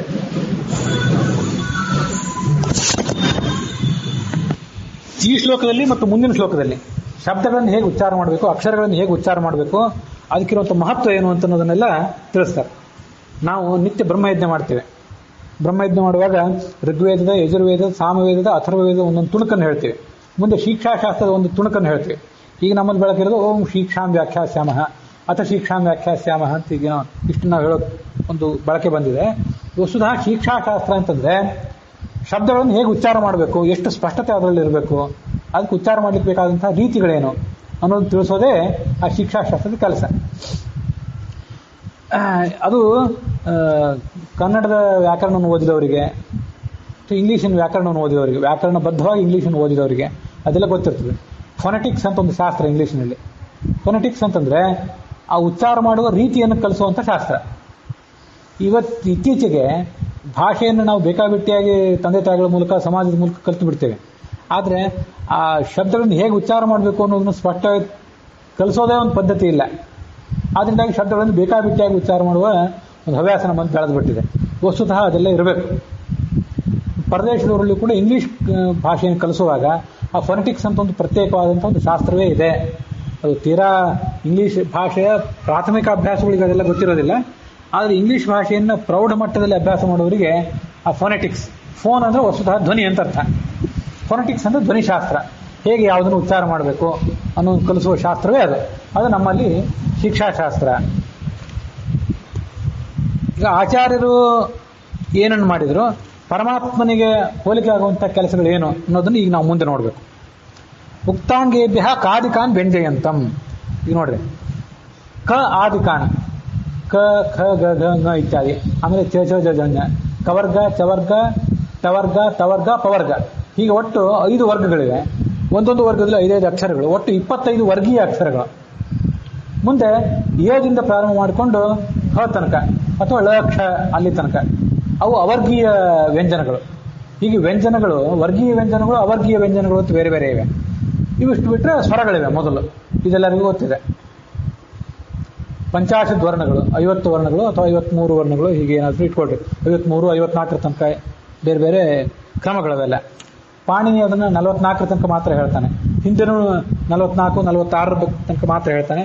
ಹಿಂದೆ ಅದನ್ನು ಒಂದ್ಸರಿ ರಾಮಾಯಣ ಹೇಳುವಾಗ ಆ ವರ್ಣಗಳ ಬಗ್ಗೆ ಎಲ್ಲ ಹೇಳಿದ್ದೆ. ಅದನ್ನ ಈಗ ನಾನು ಹೆಚ್ಚು ಹೇಳೋದಿಲ್ಲ. ಅಂತೂ ಈ ವರ್ಣಗಳನ್ನು, ಪ್ರತಿಯೊಂದು ವರ್ಣವನ್ನು ಉಚ್ಚಾರ ಮಾಡಲಿಕ್ಕೂ ಕೂಡ ಒಂದು ನಿರ್ದಿಷ್ಟವಾದ ಸ್ಥಾನ ಇದೆ. ಆ ನಿರ್ದಿಷ್ಟವಾದ ಸ್ಥಾನದಿಂದಲೇ ಇವತ್ತು ನಾವೆಲ್ಲ ಉಚ್ಚಾರ ಮಾಡ್ತಿದ್ದೀವಿ. ಆದರೆ ನಮಗದು ಗೊತ್ತಿಲ್ಲ. ಅ ಮತ್ತು ಕವರ್ಗ, ಕ ಕ ಗ ಘ ಘ, ಅ ಕವರ್ಗ ಮತ್ತು ಹ ಮತ್ತು ವಿಸರ್ಗ, ಇಷ್ಟೆಲ್ಲವನ್ನು ಉಚ್ಚಾರ ಮಾಡಲಿಕ್ಕೆ ಒಂದು ನಿರ್ದಿಷ್ಟವಾದ ಸ್ಥಾನ ಇದೆ. ಅದರಿಂದ ನಾವು ಮಾಡ್ತಿದ್ದೀವಿ, ಆದರೆ ನಮಗದು ಗೊತ್ತಿಲ್ಲ. ಅದು ಸ್ವಾರಸ್ಯ. ಶಾಸ್ತ್ರ ಏನು ಹೇಳಿದೆ ಅಂತಂದ್ರೆ, ಅಕುಹ ವಿಸರ್ಜನೀಯಾನ ಕಂಠ. ಅ ಮತ್ತು ಕು ಅಂದ್ರೆ ಕವರ್ಗ, ಕವರ್ಗದ 5 ಅಕ್ಷರಗಳು. ಹ ಮತ್ತೆ ವಿಸರ್ಗ, ಇವಿಷ್ಟನ್ನು ಉಚ್ಚಾರ ಮಾಡಲಿಕ್ಕೆ ಕಂಠ ಬೇಕು ಅಂತ ಹೇಳಿದೆ. ನಾವಿದನ್ನು ಕಂಠದಿಂದಲೇ ಉಚ್ಚಾರ ಮಾಡ್ತಿದ್ದೀವಿ, ಆದರೆ ನಮ್ಗೆ ಗೊತ್ತಿಲ್ಲ ಅಷ್ಟೇ. ವಾಸ್ತವಿಕವಾಗಿ ಮಕ್ಕಳು ಭಾಷೆ ಕಲಿಯೋದು ಹೇಗೆ ಅಂತಂದ್ರೆ, ದೊಡ್ಡವರು ಅ ಕ ಇತ್ಯಾದಿಗಳನ್ನ ಉಚ್ಚಾರ ಮಾಡ್ತಿರ್ತಾರಲ್ಲ, ಆ ಮಾಡಿದ್ದನ್ನು ಮಕ್ಕಳು ಕೇಳ್ತಿರ್ತಾರೆ. ಕೇಳಿ ಅದನ್ನು ಅನುಕರಿಸ್ಲಿಕ್ಕೆ ಪ್ರಯತ್ನ ಪಡ್ತಾರೆ. ಅವರು ಅನುಕರಿಸ್ಲಿಕ್ಕೆ ಪ್ರಯತ್ನ ಪಟ್ಟಾಗ ಒಳಗಿನ ಅಂಗಾಂಗಗಳು ಕೆಲವು, ಈಗ ಹೊರಗಿನ ಕೈ, ಕಾಲು, ಕಣ್ಣು ಮೊದಲಾದವುಗಳನ್ನ ಅವ್ರು ಹೇಗೆ ಬಳಕೆ ಮಾಡೋದನ್ನು ಕಲಿತಾರಲ್ಲ, ದೊಡ್ಡವರು ಕೈಯಿಂದ ಏನೋ ಕೆಲಸ ಮಾಡ್ತಾರೆ, ಅದನ್ನು ಮಕ್ಕಳು ಕಲಿತಾರೆ. ಕಾಲಿನಿಂದ ನಡೀತಾರೆ, ಆ ನಡೆಯೋದನ್ನು ಇವರು ನೋಡಿ ತಾವು ನಡಿಬೇಕು ಅಂತ ಪ್ರಯತ್ನ ಪಡ್ತಾರೆ. ಹೀಗೆ ಹೇಗಿದೆಯೋ ಹಾಗೆ ನಮ್ಮ ಒಳಗಿನ ಅಂಗಾಂಗಗಳಿವೆಯಲ್ಲ, ಅವು ಶಬ್ದಗಳನ್ನು ಉಚ್ಚಾರ ಮಾಡಲಿಕ್ಕೆ, ಈ ಕಂಠ, ತಾಲು, ಆಮೇಲೆ ಓಷ್ಠಗಳು, ಇವೆಲ್ಲ ಆ ಶಬ್ದಗಳನ್ನು ಉಚ್ಚಾರ ಮಾಡಲಿಕ್ಕೆ ನಮಗೆ ಸಹಾಯಕ ಆಗುವಂಥವು. ತಮಗೆ ಅರಿವಿಲ್ಲದಂತೆ ಕಂಠದಿಂದ ಅಕಾರವನ್ನು, ಕವರ್ಗವನ್ನು, ಹವನ್ನು ಅವರು ಉಚ್ಚಾರ ಮಾಡ್ತಾರೆ ಮಕ್ಕಳು. ಅವರು ಪ್ರಯತ್ನ ಪಟ್ಟಾಗ, ಶಬ್ದವನ್ನು ಉಚ್ಚಾರ ಮಾಡಬೇಕು ಅಂತ ಮಕ್ಕಳು ಪ್ರಯತ್ನ ಪಟ್ಟಾಗ ಆಯಾ ಸ್ಥಾನಕ್ಕೆ ಒಂದು ಪ್ರಚೋದನೆ, ಒಂದು ಸ್ಟಿಮ್ಯುಲೇಷನ್ ಸಿಗುತ್ತದೆ. ಸ್ಟಿಮ್ಯುಲೇಷನ್ ಸಿಕ್ಕಾಗ ಧ್ವನಿ ತಾನೇ ಹೊರಡ್ತದೆ. ತಾವು ಏನು ಮಾಡ್ತಿರ್ತೀವಿ ಅನ್ನೋ ಪೂರ್ಣ ಅರಿವು ಅವ್ರಿಗೆ ಇರೋದಿಲ್ಲ ಅಷ್ಟೇ ಮಕ್ಕಳಿಗೆ. ಇವು ಕೆಲವಕ್ಕೂ ಈಗ ದೊಡ್ಡವರು ಮಾಡಿದಂಥ ಉಚ್ಚಾರವನ್ನು ಅನುಕರಿಸೋದ ಕಾರಣ, ಮತ್ತೆ ಹಿಂದೆ ಪಡ್ಕೊಂಡಂಥ ಸಂಸ್ಕಾರ ಕಾರಣ. ಯಾವ ಶಿಶುವಿಗೂ ಕೂಡ ಯಾವತ್ತು ಯಾವ ದೇಶದಲ್ಲೂ ಆಕಸ್ಮಿಕವಾಗಿ ಏನೂ ಬರೋದಿಲ್ಲ. ಇದಕ್ಕಿದ್ದಂತೆ ಇದೊಂದೇ ಜನ್ಮದ ತರಬೇತಿಯಿಂದ ಯಾರಿಗೂ ಏನೂ ಬರೋದಿಲ್ಲ. ಪ್ರತಿಯೊಂದು ಕೂಡ, ಅದು ಒಳಿತಾಗಲಿ ಕೆಡಕಾಗಲಿ, ಅದೆಲ್ಲವೂ ಹಿಂದಿನ ಜನ್ಮದ ಸಂಸ್ಕಾರಗಳು, ಮತ್ತು ಈಗ ಸುತ್ತಮುತ್ತಲಿನ ಒಂದು ಪರಿಸರವನ್ನು ಗಮನಿಸೋದು, ಮತ್ತು ನಮಗೆ ಜೀನ್ಸ್ ಮೂಲಕ, ತಂದೆ ತಾಯಿಗಳ ಮೂಲಕ ಸಂಸ್ಕಾರ, ಈ ವಂಶವಾಹಿಗಳ ಮೂಲಕ ಏನು ಬರ್ತದಲ್ಲ, ಅದನ್ನ ನೋಡಿ ನೋಡಿ ಮಕ್ಕಳು ಕಲಿತಾರೆ. ಇದು ಇರೋ ಪದ್ಧತಿ. ಆದ್ರಿಂದ ತಮಗೆ ಅರಿವಿಲ್ಲದಂತೆ ದೊಡ್ಡವರು ಅ ಅಂತ ಉಚ್ಚಾರ ಮಾಡಿದಾಗ ತಾವು ಅ ಅಂತ ಉಚ್ಚಾರ ಮಾಡಬೇಕು ಅಂತ ಪ್ರಯತ್ನ ಪಡ್ತಾರೆ. ಮೊದಲು ಅವುಗಳ ಕಂಠದಿಂದ ಅ ಹೊರಡೋದಿಲ್ಲ. ಮೊದಲೊಂದು 3-4 ತಿಂಗಳು ಅವಕ್ಕೆ ಮನಸ್ಸೇ ಇನ್ನೂ ಪಕ್ವಾಗಿರೋದಿಲ್ಲ. ಹಾಗಾಗಿ ಅವುಗಳಿಗೆ ಅವರು ಅ ಉಚ್ಚಾರ ಮಾಡಿದ್ದನ್ನು ಗ್ರಹಣ ಮಾಡೋ ಶಕ್ತಿನೂ ಇರೋದಿಲ್ಲ. ಮನಸ್ಸು ಪಕ್ವ ಆದಮೇಲೆ ನಾನು ಅ ಉಚ್ಚಾರ ಮಾಡಬೇಕು ಅಂತ ತಿಳುವಳಿಕೆ ಬಂದ ಮೇಲೂ ಕೂಡ ಆ ಉಚ್ಚಾರ ಮಾಡಲಿಕ್ಕೆ ಅವುಗಳಿಗೆ ಒಮ್ಮೆಲೆ ಬರೋದಿಲ್ಲ. ಸ್ವಲ್ಪ ಸಮಯ ಬೇಕಾಗ್ತದೆ. ಮೊದಲು ಗ್ರಹಣ, ಆಮೇಲೆ ಪ್ರಯತ್ನ ಒಮ್ಮೆಲೆ ಫಲ ಕೊಡೋದಿಲ್ಲ. ಪ್ರಯತ್ನ ಫಲ ಕೊಡಲಿಕ್ಕೆ ನಿಧಾನ. ಆದ್ರಿಂದ ಅವು ಅ ಕ ಹ ಇವನ್ನೆಲ್ಲ ಉಚ್ಚಾರ ಮಾಡಲಿಕ್ಕೆ ಕಂಠವನ್ನೇ ಬಳಸ್ಕೊಂಡ್ರು ಕೂಡ ತಾವು ಕಂಠವನ್ನು ಬಳಸ್ಕೊಂಡಿರ್ತೀವಿ ಅಂತ ಅವ್ಗೆ ಗೊತ್ತಿಲ್ಲ. ಅವ್ಗೆ ಗೊತ್ತಿರೋದು ಹೋಗಲಿ. ಈ ನಮ್ಮಲ್ಲಿ ದೊಡ್ಡವರಿಗೆ ನಾವು ಇವನ್ನೆಲ್ಲವನ್ನು ಕಂಠದಿಂದ ಉಚ್ಚಾರ ಮಾಡ್ತಿದ್ದೀವಿ ಅಂತ ಎಷ್ಟು ಗೊತ್ತಿದೆ. ಇನ್ನು ಮುಂದೆ ಈ ಚವರ್ಗ ಯ ಮತ್ತೆ ಶಂಕರ ಶ ಇದೆಲ್ಲವೂ ತಾಳುವಿನಿಂದ ಉಚ್ಚಾರ ಮಾಡ್ತಿದ್ದೀವಿ ಅಂತ ಎಷ್ಟು ಜನರಿಗೆ ಗೊತ್ತಿದೆ? ಗೊತ್ತಿಲ್ಲ. ನಮ್ಗೆ ದೊಡ್ಡವರಿಗೆ ಗೊತ್ತಿಲ್ಲ ಅಂದಮೇಲೆ ಆ ಸಣ್ಣ ಮಕ್ಕಳಿಗೆ ಎಷ್ಟು ಗೊತ್ತಿರ್ಲಿಕ್ಕೆ ಸಾಧ್ಯ? ಶಾಸ್ತ್ರ ಏನು ಹೇಳಿದೆ ಅಂತಂದ್ರೆ ಇವೆಲ್ಲವನ್ನು ಕಂಠದಿಂದ ಉಚ್ಚಾರ ಮಾಡ್ತೀವಿ. ಮುಂದೆ ಈ ಚ ಚ ಜ ಝ ಞ ಮತ್ತು ಯ ಮತ್ತು ಶ ಶಂಕರ ಶ ಇದೆಯಲ್ಲ ಅದನ್ನ ತಾಳುವಿನಿಂದ ಉಚ್ಚಾರ ಮಾಡ್ತೀವಿ. ತಾಳು ಅಂತಂದ್ರೆ ಈ ಬಾಯಿ ಇದೆಯಲ್ಲ, ಬಾಯಿಯ ಒಳಗಿನ ಅಂಗಳ, ಮೇಲಿನ ಅಂಗಳ ಅದೆಲ್ಲ ಬೇಕು. ಈ ಚವರ್ಗ ಮತ್ತೆ ಯ ಶ ಇವನ್ನೆಲ್ಲ ಉಚ್ಚಾರ ಮಾಡಲಿಕ್ಕೆ ತಾಳು ಬೇಕು. ಉಪೂಪಧ್ಮಾನೀಯಾನ ಓಷ್ಠವು, ಮುಂದೆ ತುಟಿಗಳ ನೆರವಿನಿಂದ ನಾವು ಹೂ ಅನ್ನು ಉಚ್ಚಾರ ಮಾಡ್ತೀವಿ. ಹೂ ಉಚ್ಚಾರ ಮಾಡೋದನ್ನು ನೀವು ಬೇಕಾದ್ರೆ ಗಮನಿಸಬಹುದು. ಕೆಲವು ನಮಗೆ ಇಲ್ಲಿ ಸ್ಪಷ್ಟವಾಗಿ ಗೊತ್ತಾಗ್ತವೆ, ಕೆಲವು ಗೊತ್ತಾಗೋದಿಲ್ಲ. ಹೂ ಅಂತ ಉಚ್ಚಾರ ಮಾಡ್ಬೇಕಾದ್ರೆ ತುಟಿ ಮುಂದೆ ಬರಬೇಕು. ನೀವು ಎರಡೂ ತುಟಿಗಳನ್ನ ಅಗಲವಾಗಿ ಇಟ್ಕೊಂಡು ಬಾಯಿಯನ್ನು ಅಗಲಿಸಿಟ್ಕೊಂಡ್ರೆ ಹೂ ಅಂತ ಉಚ್ಚಾರ ಮಾಡಲಿಕ್ಕೆ ಬರೋದಿಲ್ಲ. ಹೂ ಮತ್ತೆ ಪವರ್ಗ ಪ ಅಂತ ಉಚ್ಚಾರ ಮಾಡಲಿಕ್ಕೆ ಎರಡು ತುಟಿಗಳ ನೆರವು ಬೇಕು. ಹೂ ಉಚ್ಚಾರ ಮಾಡಲಿಕ್ಕೆ ತುಟಿಗಳು ಮುಂದೆ ಬರಬೇಕು, ಎರಡು ತುಟಿಗಳು ಅಂಟಬೇಕಾಗಿಲ್ಲ. ಆದರೆ ಪ ಉಚ್ಚಾರ ಮಾಡಲಿಕ್ಕೆ ಎರಡು ತುಟಿಗಳು ಅಂಟಬೇಕು. ಹೂ ಪವರ್ಗ ಮತ್ತೆ ಉಪಧ್ಮಾನೀಯ ಅಂತ ಒಂದಿದೆ. ಇವು ಕೆಲವಕ್ಕೂ ಕೂಡ ಓಷ್ಠಗಳು ಬೇಕು, ಒಂದು ತುಟಿಗಳು ಬೇಕು. ಉಪಧ್ಮಾನೀಯ ಅಂದ್ರೆ ಏನು ಅಂತ ನಮ್ಗೆ ಇವತ್ತು ಗೊತ್ತಿಲ್ಲ ಎಷ್ಟೋ ಜನರಿಗೆ. ಈ ವಿಸರ್ಗ ಗೊತ್ತು, ಉಪಧ್ಮಾನೀಯ ಗೊತ್ತು. ವಿಸರ್ಗ ಎಲ್ರಿಗೂ ಗೊತ್ತಿದೆ, ಆದ್ರೆ ಉಪಧ್ಮಾನೀಯ ಹೆಚ್ಚು ನಮಗೆ ಬಳಕೆಯಲ್ಲಿಲ್ಲ. ಆ ಉಪಧ್ಮಾನೀಯ ಅಂತಂದ್ರೆ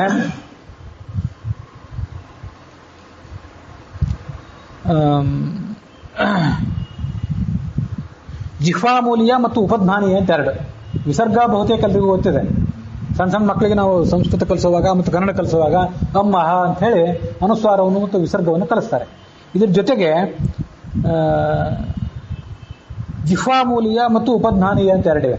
ಅದು ಹೇಗೆ ಅಂತಂದ್ರೆ ಈಗ ಕಹ ಕರೋತಿ, ಕಹ ಅಂದ್ರೆ ಯಾರು ಸಂಸ್ಕೃತದಲ್ಲಿ, ಕರೋತಿ ಅಂದ್ರೆ ಮಾಡುತ್ತಾನೆ.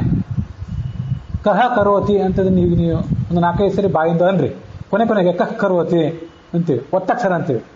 ಕಹ ಕರೋತಿ ಇದು ಮೊದಲಿಗೆ, ಮುಂದೆ ಕಹ್ ಕರೋತಿ, ಕಹ್ ಕರೋತಿ, ಕಹ್ ಖನತೆ ಯಾರು ಮಾಡುತ್ತಾನೆ, ಯಾರು ಹಡ್ಡುತ್ತಾನೆ. ಖನತಿ ಅಂದ್ರೆ ಹಡ್ಡೋದು ಅಂತ ಅರ್ಥ. ಅದ್ರ ಅರ್ಥ ಈ ಸದ್ಯ ಬೇಕಾಗಿಲ್ಲ ಇಲ್ಲಿ ನಮ್ಗೆ, ಅದು ಸುಮ್ಮನೆ ದೃಷ್ಟಾಂತಕ್ಕಾಗಿ ಹೇಳಿದೆ ಅಷ್ಟೆ. ಕಹ್ ಖನತೆ, ಇಲ್ಲಿ ಕ ಮತ್ತು ಖ ಎರಡು ಉಚ್ಚಾರ ಮಾಡ್ತೀವಲ್ಲ, ಅದು ಉಚ್ಚಾರ ಮಾಡೋದಕ್ಕಿಂತ ಮೊದಲು ಅಲ್ಲಿ ವಿಸರ್ಗ ಇದೆಯಲ್ಲ, ಆ ವಿಸರ್ಗವನ್ನು ಸ್ವಲ್ಪ ಫಾಸ್ಟ್ ಆಗಿ ಉಚ್ಚಾರ ಮಾಡಿಬಿಟ್ರೆ ಅದು ಜಿಫಾಮೂಲ್ಯ ಆಗ್ಬಿಡ್ತು. ಕಹ ಕರೋತಿ, ಕಹ ಖನತೆ, ಕಹ್ ಕರೋತಿ, ಕಹ್ ಖನತೆ ಹೀಗೆ ಉಚ್ಚಾರ ಮಾಡಿದ್ರೆ ಅದೇ ಜಿಫಾಮೂಲ್ಯ. ಆ ಜಿಫಾಮೂಲ್ಯ ಅಂತ ಒಂದಿದೆ. ಹಾಗೆ ಉಪಧ್ಮಾನೀಯ ಅಂತ ಮತ್ತೊಂದಿದೆ. ಕಹ ಪಠತಿ ಯಾರು ಓದುತ್ತಾನೆ, ಕಹ ಪಠತಿ ಬಿಡಿಸಿ ಓದಿದ್ರೆ. ಕಹ ಫಲತಿ ವೃಕ್ಷ ಫಲತಿ ವೃಕ್ಷವು ಹಣ್ಣು ಬಿಡುತ್ತದೆ. ವೃಕ್ಷ ಅದು ವಿಸರ್ಗ, ಎರಡು ಪಾಯಿಂಟ್ ಕೊಡ್ತೇವೆ. ವೃಕ್ಷ ಫಲತಿ ಅಂತ ಹೇಳಿದಾಗ ಅದು ವಿಸರ್ಗ ಬರೀ. ವೃಕ್ಷ ಫಲತಿ ಅಂತ ಒತ್ತಕ್ಷರ ಹೇಳಿದ್ರೆ, ಯಾಕಂದ್ರೆ ಬಹಳ ಬಿಡಿಸಿ ಉಚ್ಚಾರ ಮಾಡಲಿಕ್ಕೆ ಶ್ಲೋಕದಲ್ಲಿ ಆಗಲಿ ಮತ್ತೆ ಆಡು ಮಾತಿನಲ್ಲಿ ಸಮಯ ಇರೋದಿಲ್ಲ. ಅದಕ್ಕಾಗಿ ಸಂಧಿಗಳು ತಯಾರಾಗ್ತವೆ. ಅವತ್ತು ಸಂಧಿಗಳು ಇರೋದೇ ಭಾಷೆಯನ್ನು ವೇಗವಾಗಿ ಉಚ್ಚಾರ ಮಾಡಲಿಕ್ಕಾಗಿ. ರಾಮ ಕಹ ಪಠತಿ ಯಾರು ಓದುತ್ತಾನೆ, ರಾಮ ಪಠತಿ ರಾಮನು ಓದುತ್ತಾನೆ. ವೃಕ್ಷ ಫಲತೆ ವೃಕ್ಷವು ಹಣ್ಣು ಬಿಡುತ್ತದೆ. ಹೀಗೆಲ್ಲ ಹೇಳಿದಾಗ ಅಲ್ಲಿ ಆ ವಿಸರ್ಗವನ್ನ ಹೆಚ್ಚು ವೇಗವಾಗಿ ಉಚ್ಚಾರ ಮಾಡಲಿಕ್ಕಾಗಿಯೇ ಆ ಜಿಫಾಮೂಲ್ಯ ಮತ್ತು ಉಪಧ್ಮಾನೀಯಗಳಿವೆ. ಈಗ ನಾನು ಹೇಳ್ತಿರೋ ವಿಷಯ ಎಲ್ಲ ನಿಮ್ಮ ತಲೆಯಲ್ಲಿ ನಿಲ್ಲದೇ ಇರಬಹುದು, ಆದರೆ ಇದು ಪ್ರಾಥಮಿಕ ಪರಿಚಯ ಇರೋದು ಒಳ್ಳೆಯದು. ಇಂತಿಂಥ ಅಂಗದಿಂದ ಇಂಥದ್ದನ್ನು ಉಚ್ಚಾರ ಮಾಡ್ತಾರೆ ಅಂತ ಬಂತಲ್ಲ, ಆ ಅಂಗಗಳು ಯಾವ್ದಾವ್ದು ಅನ್ನೋದು ನಾವೀಗ ಉಚ್ಚಾರ ಮಾಡ್ತಿದ್ದೀವಿ, ಆದರೆ ನಮಗದು ಗೊತ್ತಿಲ್ಲ. ಗೊತ್ತಿರೋದು ಒಳ್ಳೆಯದು ಅನ್ನೋದಕ್ಕಾಗಿ ಇದನ್ನೇ ಹೇಳಿದೆ. ಇದು ಉಪಧ್ಮಾನೀಯ. ಉ ಪವರ್ಗ ಉಪಧ್ಮಾನೀಯ ಇವೆಲ್ಲವನ್ನು ನಾವು ಉಚ್ಚಾರ ಮಾಡಲಿಕ್ಕೆ ಓಷ್ಠಗಳು ಬೇಕು. ಓದೌತೋಹೋ ಕಂಠೋಷ್ಟಂ, ಏದೈತೋಹೋ ಕಂಠೋಷ್ಟಂ, ಓದೌತೋಹೋ ಕಂಠತಾಲು. ಎ ಮತ್ತು ಐ ಇವೆರಡನ್ನು ಉಚ್ಚಾರ ಮಾಡಲಿಕ್ಕೆ ಕಂಠನೂ ಬೇಕು, ಓಷ್ಠನೂ ಬೇಕು. ಮತ್ತು ಓ ಮತ್ತು ಅವುಗಳನ್ನು ಉಚ್ಚಾರ ಮಾಡಲಿಕ್ಕೆ ಕಂಠ ಮತ್ತು ತಾಲುಗಳು ಬೇಕು. ನಾನು ಹೇಳುವಾಗ ಎಲ್ಲೋ ಕೆಲವು ಕಡೆ ತಾಲು ಅಂತ ಹೇಳಬಹುದು, ಕಂಠ ಅಂತ ಹೇಳಬಹುದು, ತಾಲು ಹೀಗೆಲ್ಲ ಮಾಡಿಬಿಟ್ಟಿರ್ತೀನಿ.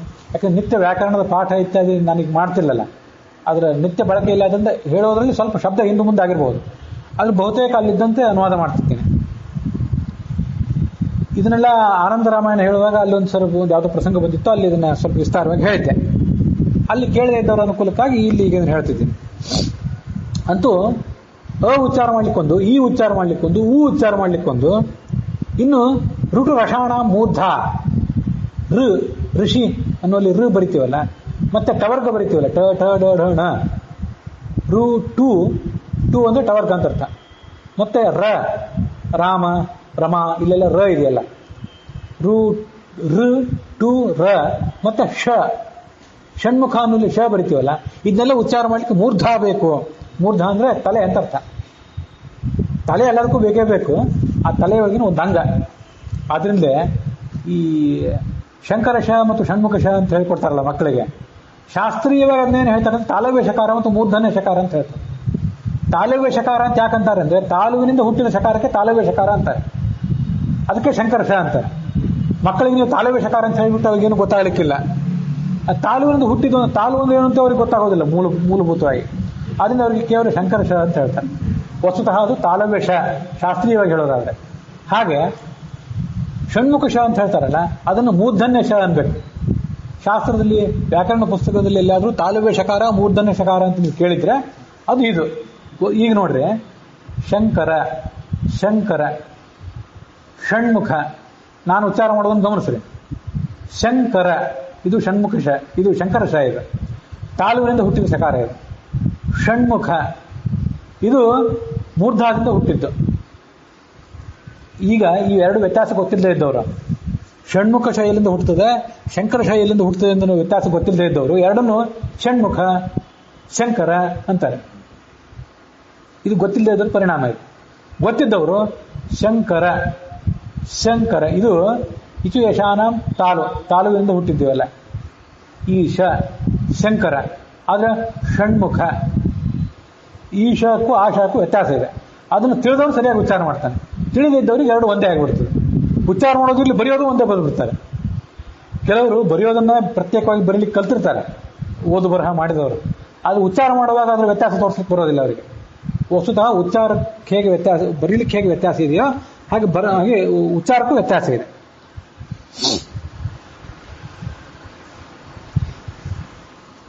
ಋತುಲಸಾನ ದಂತಾಹ, ಇಲ್ಲಿ ಇಲ್ಲದೆ ಇರೋ ಇನ್ನೊಂದು ಹೇಳಿದೆ ನಾನು. ದಂತಗಳಿಂದ ಹುಟ್ಟುವಂತಹ ಅಕ್ಷರಗಳು ಯಾವುದು? ಋತುಲಸಾನ ದಂತಾಹ.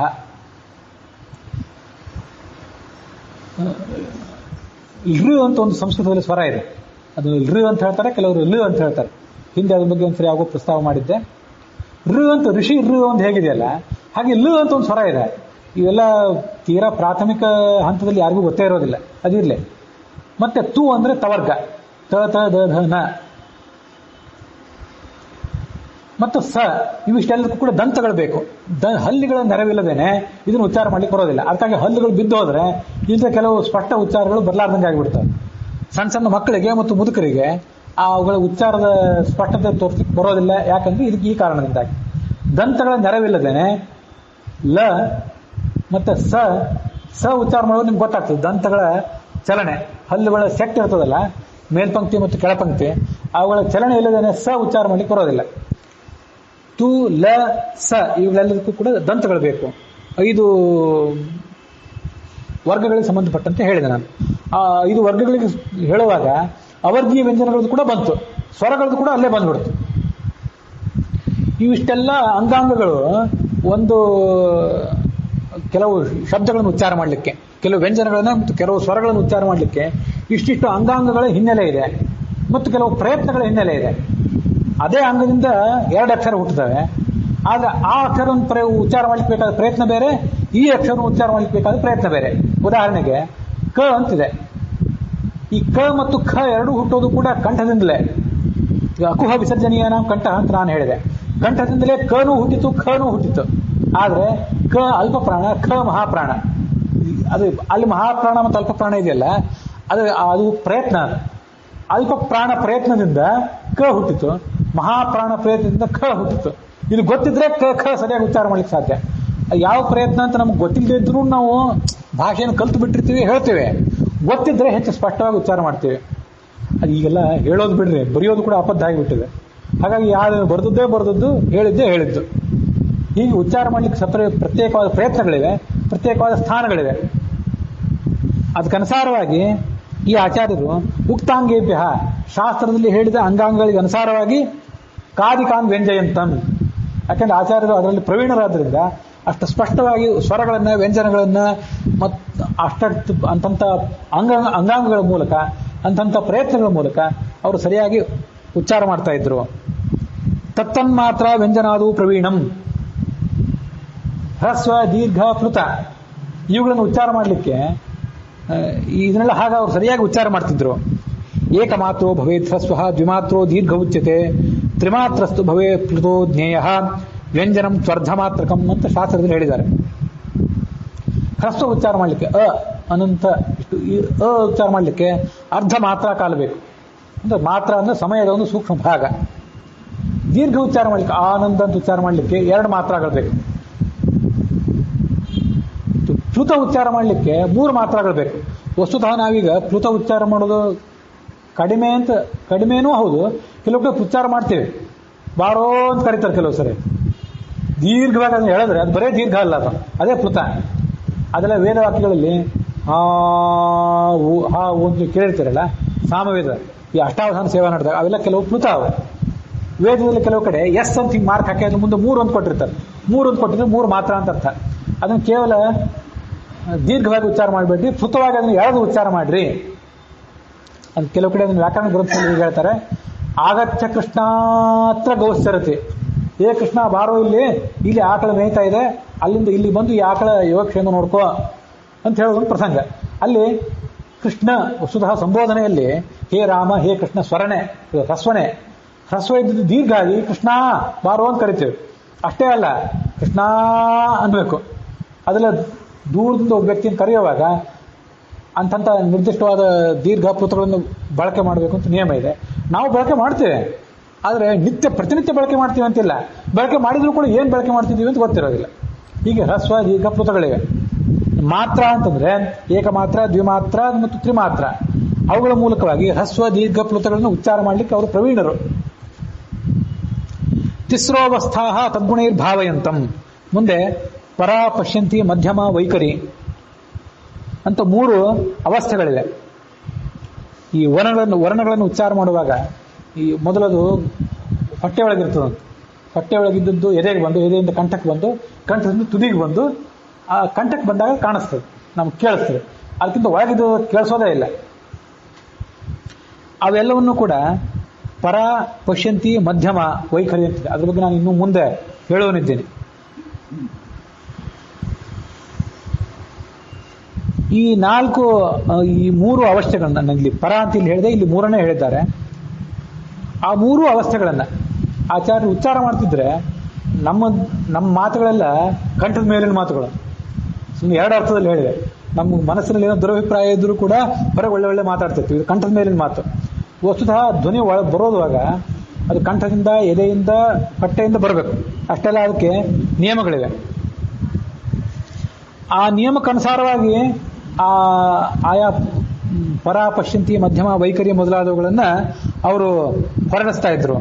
ಹೊರಡಿಸಿ ಅಷ್ಟು ಸ್ಪಷ್ಟವಾಗಿ ಅದು ಹೊರಗೆ ಕೇಳಿ ಬರುವಂತೆ ಮಾಡ್ತಿದ್ರು. ಇಷ್ಟೆಲ್ಲ ತಜ್ಞನಾದವನ ಉಚ್ಚಾರ ಅದ್ಭುತವಾದ ಉಚ್ಚಾರ. ಅದು ಯಾವುದೂ ಪ್ರಯತ್ನ, ಅಂಗಾಂಗಗಳ ಬಗ್ಗೆ ಪರಿಜ್ಞಾನ ಇಲ್ಲದೆ ಇದ್ದವನ ಉಚ್ಚಾರ ಕೇಳಲಿಕ್ಕೆ ಅಸಹ್ಯವಾಗಿರ್ತದೆ. ಮತ್ತು ಅದನ್ನ ಒಂದು ಕಡೆ ಶಾಸ್ತ್ರದಲ್ಲಿ ಹೇಳ್ತಾರೆ, ಹೇಗೆ ಅಂತಂದ್ರೆ, ಯಥಾ ವ್ಯಾಘ್ರಿ ಹರೇತ್ ಪೋತಂ ದಂಷ್ಟ್ರಾಭ್ಯಾಂ ನತು ಪೀಡಯೇತ್, ಭೀತಾ ಪತನ ಭೇದಾಭ್ಯಾಂ ತದ್ವದ್ವರ್ಣಾನ್ ಪ್ರಯೋಜಯೇತ್. ಇದಕ್ಕಿಂತ ಸುಂದರವಾಗಿ ಉಚ್ಚಾರವನ್ನು ವರ್ಣನೆ ಮಾಡಲಿಕ್ಕೆ ಸಾಧ್ಯವಿಲ್ಲ. ಒಂದು ಹೆಣ್ಣು ಹುಲಿ ತನ್ನ ಮಕ್ಕಳನ್ನ, ನೀವು ಬೆಕ್ಕನ್ನು ನೋಡಿರ್ತೀರಿ, ಹುಲಿ ನೋಡಿರ್ಲಿಕ್ಕಿಲ್ಲ. ಬೆಕ್ಕು ತನ್ನ ಮಕ್ಕಳನ್ನ ಆ ಹಲ್ಲುಗಳಿಂದ ಹಿಡಿದು ತೊಗೊಂಡು ಹೋಗ್ತಿರ್ತದೆ, ಒಂದು ಜಾಗದಿಂದ ಇನ್ನೊಂದು ಜಾಗಕ್ಕೆ ಟ್ರಾನ್ಸ್ಪೋರ್ಟ್ ಮಾಡ್ತಿರ್ತದೆ. ಅದು ಹಿಡ್ಕೊಳ್ಳುವಾಗ ಗ್ರಿಪ್ ಎಷ್ಟು ಅದ್ಭುತವಾಗಿ ಗ್ರಿಪ್ ಇರ್ತದೆ. ಆದರೆ ಗ್ರಿಪ್ ಇದೆ ಅಂತ ಹೇಳಿ ಮಕ್ಕಳಿಗೆ ಹಿಂಸೆ ಆಗೋದಿಲ್ಲ. ಬಹಳ ಬಿಗುವಾಗಿ ಹಿಡಿದಿರೋದಿಲ್ಲ, ಆದರೆ ಬೀಳೋದೇ ಇಲ್ಲ, ಬೀಳಲಿಕ್ಕೆ ಸಾಧ್ಯವೇ ಇಲ್ಲ. ಭೀತ ಪತನ ಭೇದಾಭ್ಯಾಮ್, ಮಗು ಬೀಳೂಬಾರ್ದು, ಹಾಗೆ ಮಗುವಿಗೆ ಹಲ್ಲುಗಳಿಗೆ ಗುರುತಿನಿಂದ ನೋವು ಆಗಬಾರ್ದು. ಪತನ ಅಂದ್ರೆ ಬೀಳೋದು, ಭೇದ ಅಂದ್ರೆ ಚುಚ್ಚೋದು. ಎರಡೂ ಆಗದೆ ಇರುವಂತೆ ಆ ಭಯದಿಂದ, ಆ ಎಚ್ಚರಿಕೆಯಿಂದ ಹೆಣ್ಣು ಹುಲಿ ತಗೊಂಡು ಹೋಗ್ತಿರ್ತದೆ. ತದ್ವದ್ವರ್ಣ ಅಂತ ಪ್ರಯೋಜಯ. ಅಷ್ಟು ಎಚ್ಚರ ಬೇಕು ವರ್ಣಗಳನ್ನು ಉಚ್ಚಾರ ಮಾಡಲಿಕ್ಕೆ. ಈಗ ನಾವು ವರ್ಣಗಳನ್ನು ಉಚ್ಚಾರ ಮಾಡುವವರು, ಬೇಕಾಬಿಟ್ಟಿ ಮಾತುಗಳನ್ನು ಆಡುವವರು, ಬರೆಯುವವರು ಎಷ್ಟು ಎಚ್ಚರಿಕೆಯಿಂದ ಇರಬೇಕು. ಇದನ್ನ ತಿಳ್ಕೋಬೇಕು.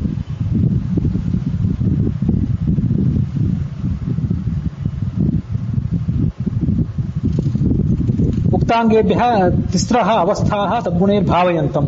ಹೀಗೆ ಆಚಾರ್ಯ ಮಾಡಿದಾಗ ದೇವತೆಗಳು ಆಚಾರ್ಯನ ನೋಡಿ ಪರಮಾತ್ಮನ ನೆನಪು ಮಾಡ್ಕೊಂಡ್ರು. ಯಾಕೆ ಪರಮಾತ್ಮನ ನೆನಪು ಮಾಡ್ಕೊಂಡ್ರು ಅಂತಂದ್ರೆ ಅದನ್ನ ಎರಡು ಥರ ವರ್ಣನೆ ಮಾಡ್ತಾರೆ. ಹೈಗ್ರೀವ ರೂಪಿಯಾದ ಪರಮಾತ್ಮ ಅದೇ ಥರ ಶಬ್ದಗಳನ್ನು ಉಚ್ಚಾರ ಮಾಡ್ತಾ ಇರ್ತಾನೆ. ನಸ್ತಃ ಮುಖಾತಪಿ ನಿರಂತರ ಮುದ್ಗಿರಂತಂ, ಮೂಗಿನಿಂದ ಮತ್ತು ಬಾಯಿಯಿಂದ ಎಲ್ಲ ವಿದ್ಯೆಗಳನ್ನು ಹೊರಹಾಕ್ತಿರ್ತಾನೆ. ಸಾಂಗಾನ್ ಆವರ್ತಯನ್ ವೇದಾನ್ ತಮ್ ದೇವೋ ದರ್ಶಯಾಮಾಸ ಕೃತ್ವ ಹಯಮುಖೋ ಮಹತ್. ಸಾಂಗಾನ್ ಆವರ್ತಯನ್ ವೇದಾನ್ ಕಮಂಡಲು ತ್ರಿದಂಡ ಧೃಕ್ ಅಂತ ಮಹಾಭಾರತದಲ್ಲಿ ಒಂದು ಕಡೆ ಹೈಗ್ರೀವನ್ನು ವರ್ಣನೆ ಮಾಡ್ತಾರೆ. ಎಲ್ಲ ಅಂಗಾಂಗಗಳ ಸಮೇತವಾದ ವೇದಗಳನ್ನು ಆತ ಆವರ್ತನೆ ಮಾಡ್ತಾನೇ ಇರ್ತಾನೆ. ಆಚಾರ್ಯರಿಂದಲೇ ಮಾಡೋದನ್ನು ನೋಡಿ ಪರಮಾತ್ಮ ಉಚ್ಚಾರ ಮಾಡೋದು ನೆನಪು ಅವರಿಗೆ ಬಂತು. ಅದಷ್ಟೇ ಅಲ್ಲ, ಇದು ತೀರಾ ಸರಳವಾದ ಅರ್ಥ ಆಯ್ತು. ಪರಮಾತ್ಮ ತನ್ನ ಅಂಗಾಂಗಗಳಿಂದ, ಕಣ್ಗಳಿಂದ ಸೂರ್ಯಚಂದ್ರನನ್ನು ಹೊರಹಾಕಿದ, ಮತ್ತೆ ಮನಸ್ಸಿನಿಂದ ಚಂದ್ರನನ್ನು ಹೊರಹಾಕಿದ, ಪಾದಗಳಿಂದ ಒಬ್ಬನ್ನು ಹೊರಹಾಕಿದ, ತೊಡೆಗಳಿಂದ ಒಬ್ಬನ್ನು ಹೊರಹಾಕಿದ, ತೊಡೆಯಿಂದ ಒಂದು ಜಾತಿಯನ್ನ, ಹೃದಯದಿಂದ ಒಂದು ಜಾತಿಯನ್ನ, ಮುಖದಿಂದ ಒಂದು ಜಾತಿಯನ್ನ, ಹೀಗೆ ಇವರೆಲ್ಲರನ್ನೂ ಆತ ಹೊರಹಾಕಿದ. ಅಂಗಾಂಗಗಳು ಪರಮಾತ್ಮನ ಅಂಗಾಂಗಗಳು.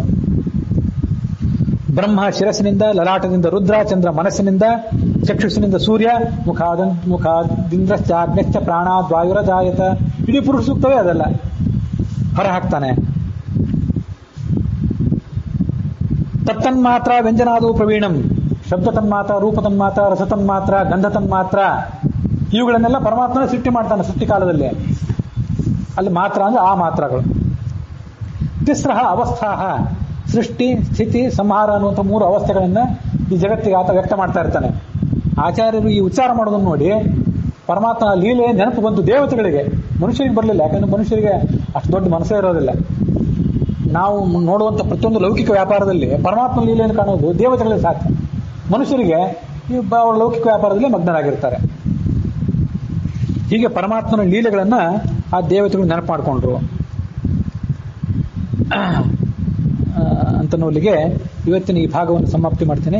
ಇನ್ನು ಮುಂದಿನ ಶ್ಲೋಕದಲ್ಲೂ ಕೂಡ ಆ ಉಚ್ಚಾರದ ಬಗ್ಗೆನೇ ನಾವು ಹೆಚ್ಚಿಂದ ಹೇಳೋದಿದೆ. ಇವತ್ತೊಂದು 5-6 ನಿಮಿಷ 7-8 ನಿಮಿಷ ಹೆಚ್ಚಿಗೆ ಆಯಿತು. ಅದು ಶ್ಲೋಕವನ್ನು ಅಲ್ಲಿಗೆ ಮುಗಿಸ್ಬೇಕಾಗಿತ್ತು. ಯಾಕಂದ್ರೆ ಒಂದು ಸಾರಿ ಕೇಳಿದವರಿಗೆ ಅದಕ್ಕೆ ಸಂಬಂಧಪಟ್ಟಂಥ ಎಲ್ಲ ವಿಷಯಗಳನ್ನು ಕೂಡ ಹೇಳಿದಂತಾಗಲಿ. ನಾಡ್ದನ್ನು ಮತ್ತೆ ನಾನು ಪುನರಾವರ್ತನೆ ಮಾಡುವನಿದ್ದೇನೆ. ಆದರೂ ಒಂದು 6-7 ನಿಮಿಷ ಹೆಚ್ಚಿಗೆ ತಗೊಂಡು ಇದನ್ನಲ್ಲಿಗೆ ಮುಕ್ತಾಯ ಮಾಡಿದೆ. ಸಮಯ ಹೆಚ್ಚಾಗಿದ್ದಕ್ಕಾಗಿ ತಾವು ಅದನ್ನು ಮನ್ನಿಸಬೇಕು ಅಂತ ಹೇಳಿ ಇವತ್ತಿನ ಈ ಭಾಗವನ್ನು ಇಲ್ಲಿಗೆ ಸಮಾಪ್ತಿ ಮಾಡ್ತಿದ್ದೇನೆ. 12ನೇ ಸರ್ಗದ 31ನೇ ಶ್ಲೋಕ ಇಲ್ಲಿಗೆ ಸಮಾಪ್ತಿಯನ್ನು ಕಂಡಿದೆ.